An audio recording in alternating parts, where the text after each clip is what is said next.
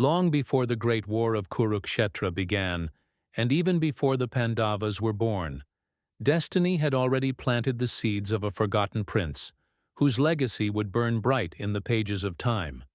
His name was Karna, but the circumstances of his birth were wrapped in divine mystery and human sorrow, a tale of abandonment, resilience, and fate's relentless grip. Karna's story began with Princess Kunti, the future mother of the Pandavas. In her youth, she was granted a boon by the sage Durvasa, which allowed her to invoke any deity and bear a child blessed by that god. Curious and unaware of the burden her action would bring, she invoked Surya, the radiant sun god. Bound by divine law, Surya appeared and blessed her with a son.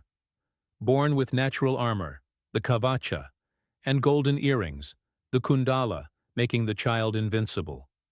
But Kunti was unmarried and unprepared for the consequences of her invocation.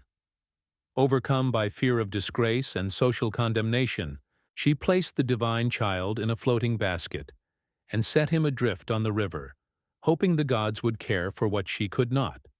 The child was discovered by a humble charioteer named Adhiratha and his wife Radha, who raised him lovingly as their own. Thus, the son of the sun grew up far from his royal lineage, unaware of his noble birth.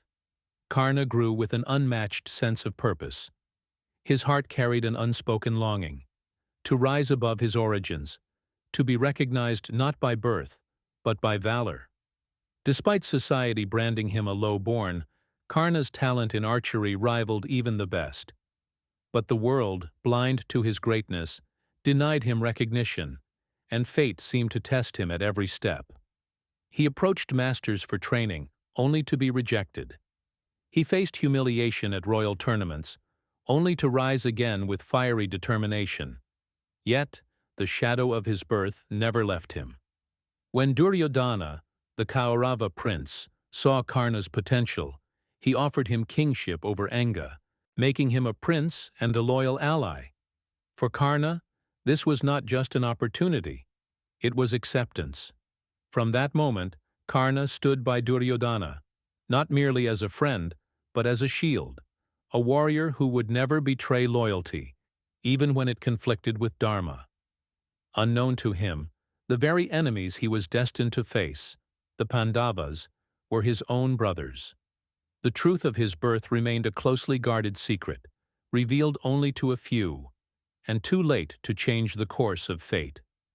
When Kunti eventually confessed the truth to him before the war, Karna was torn between blood and bond, but chose to uphold his loyalty to Duryodhana till the end. Karna's legacy is not just that of a tragic hero. It is the story of one who fought the gods, society, and fate itself. Though born with celestial gifts, he was denied his rightful place in the world. Yet he never wavered from his principles. His generosity was unmatched, his courage unwavering, and his fate, though cruel, was embraced with honor.